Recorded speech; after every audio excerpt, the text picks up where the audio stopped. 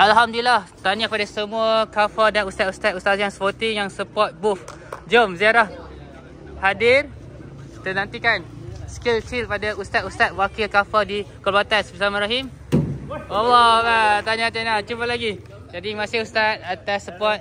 Okey, boleh try ustaz insya-Allah. Satu lagi insya-Allah kita buka booth sampai kita share ilmu memanah. Ustaz daripada mana? Sekolah Rendah Islam Al-Ikram. Oh, Al-Ikram, masya-Allah. Okey, kalau nak mudah, satu jari atas, dua jari bawah. Lepas tu jarakkan satu atas, dua bawah.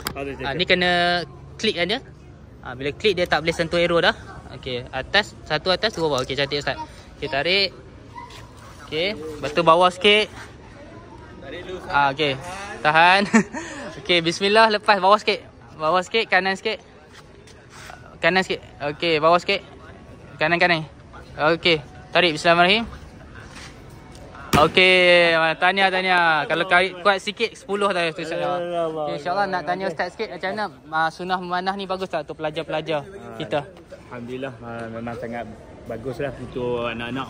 Sebab dia untuk sunnah ni untuk kita untuk nafas dan untuk stamina masya-Allah. Jadi ni inisiatif kita buat, kita buka di masjid-masjid dan sekolah kafar lah. Kan UPKK nak habis dah. Alhamdulillah tadi banyak pun kita buka booth ni. Ni seluruh Kepulauan Batas punya kafar kan, hadir kan. Alhamdulillah banyak feedback yang baik lah. Nanti insya-Allah kita buat urut tour setiap kafar, kita bagi knowledge memanah macam ni. Dan kita akan jemput ustaz untuk hantar team lah. Lepas UPKK ni anak-anak nak have fun kan, tapi have fun cara sunnah. Sunnah memanah. Kita ada permainan macam ni, target. Dan kita ada buat macam main paintball. Video seperti yang saya lamparkan, tapi kita pakai mask lah, selamat, dan dia punya arrow macam ni. Adik tengok arrow. Arrow ni macam ni. Jadi dia akan lebih seronok lah, macam dalam medan peperangan. Jadi anak-anak lebih alert dan sebagainya. Okay, insyaAllah jumpa lagi.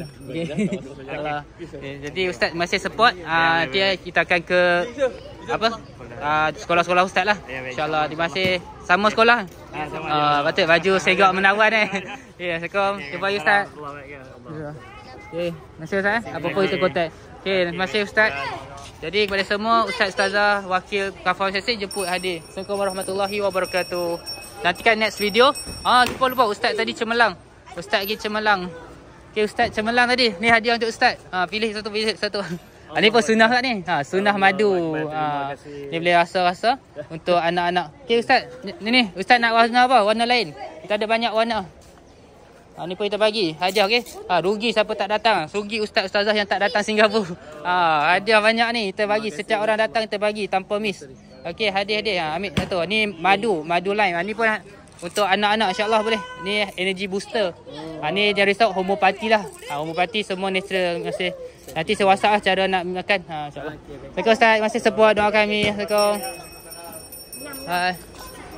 Alhamdulillah. Okay, best tak mana? Siapa nak combat archery? Main memanah macam paintball kat tangan? Nak? Okay, jom.